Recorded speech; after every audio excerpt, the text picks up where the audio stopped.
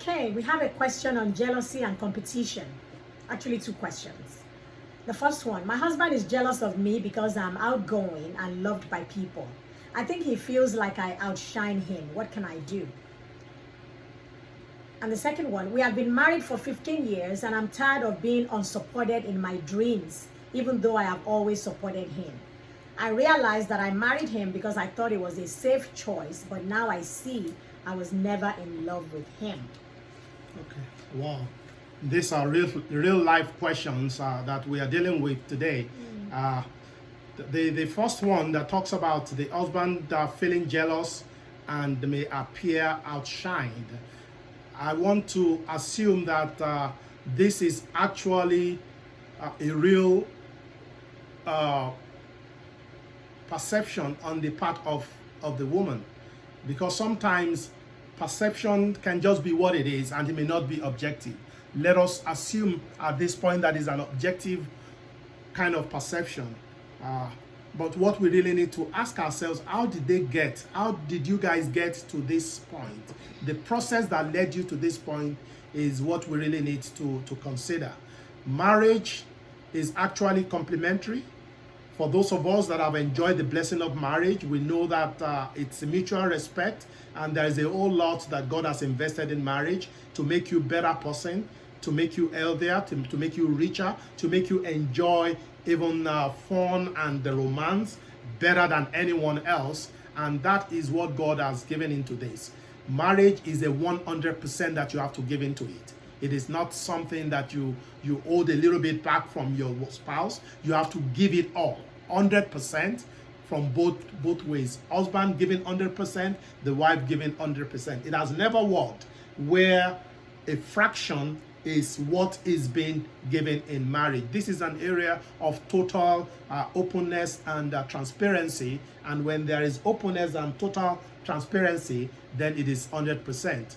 In this case, man must appreciate the fact that he is a leader in this home. And to be a leader, you must also understand the different gifts that God has given each person in the household, especially your wife. And there is also supposed to be in this relationship a mutual kind of support that you give to each other's lifetime ambition and lifetime dream. I know that the second question is also, we're going to address that in that area. So we really need to celebrate the gift that each one brings to the table. And the way we celebrate it is to support each other and also be each other's the greatest cheerleader. That is the way it ought to be in each home. There must be mutual submission and esteeming the other person above and beyond yourself.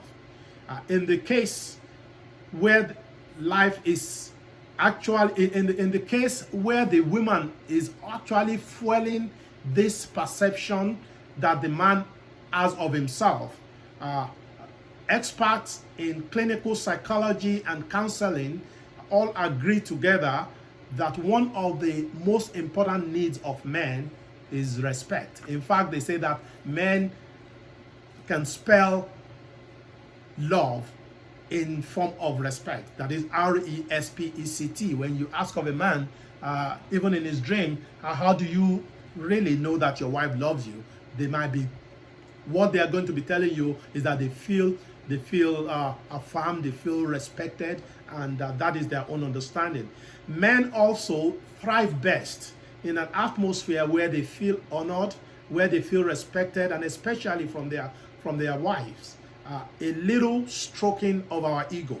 I want to say that men are ego-driven, and so if the woman understands that, and you can give it, it's a grace that we expect of our women, that ever so often we want a little pat on the back, a little stroking of our ego, and the Lord will help so that this relationship will be what God really wants it to be.